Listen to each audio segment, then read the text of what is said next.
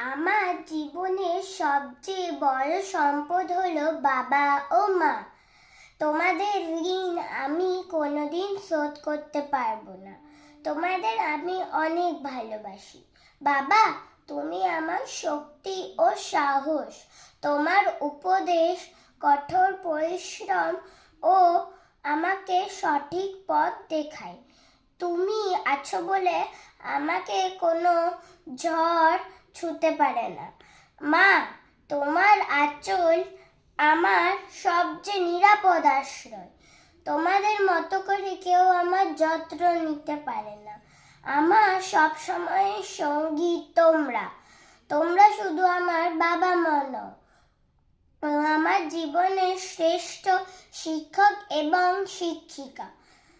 আমি চাই তোমরা সব সময় সুস্থ থেকো, ভালো থাকো।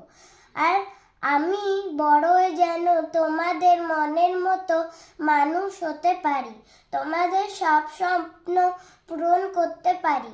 I love mom and dad.